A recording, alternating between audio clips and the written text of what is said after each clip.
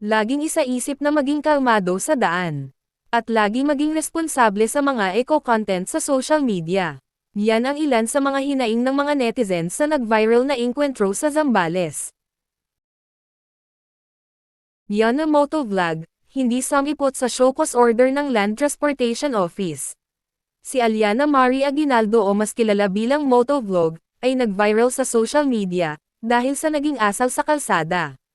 Dahil sa umabot ng higit 20 milyon ang views, ay pinatawag si Yana ng LTO dahil sa mga na-violate nitong batas. Pinatawan ng reckless driving at sa paggamit ng pinagbabawal at hindi paggamit ng tamang accessories sa sinakyang motor. Ang masaklap pa, ay ayon sa mga sources, ay hindi pala kanya ang gamit na motor. Dahil sa kanyang mga na-violate, ay sinuspende ang kanyang lisensya ng 70 araw. Noong May 6, 2025 sa unang hearing sa LTO, ay hindi sumipot ang vlogger. Ang kanyang abogado lang ang humarap at nagbasa ng kanyang sulat sa paghingi ng tawad. Ngunit ayon sa naka-enkwentro niyang driver ng pick-up, ay hindi umano Senador Zero ang paghingi niya ng tawad. At itutuloy pa rin niya ang kaso. Nagsimula ang isyong ito nang mag-upload ang content creator ng video ng naka-enkwentro niya sa daan sa Zambales.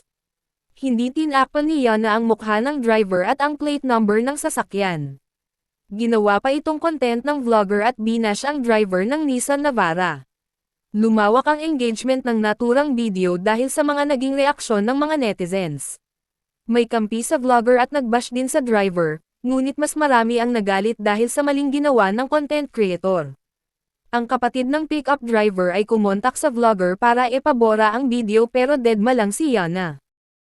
Ayon sa mga netizens na hindi sumang-ayon sa ginawa ng vlogger, ay para lang sa pera ay kakalimutan na ang magandang asal.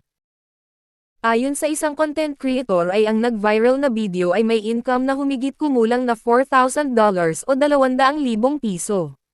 Ayon sa iba ay baka mas malaki pa income niya dahil damay lahat ng content niya.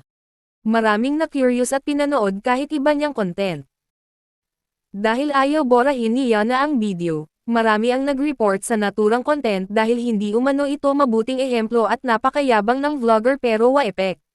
Saka lang binura ni Yana ang video matapos matanggap ang payout niya para sa buwan ng April.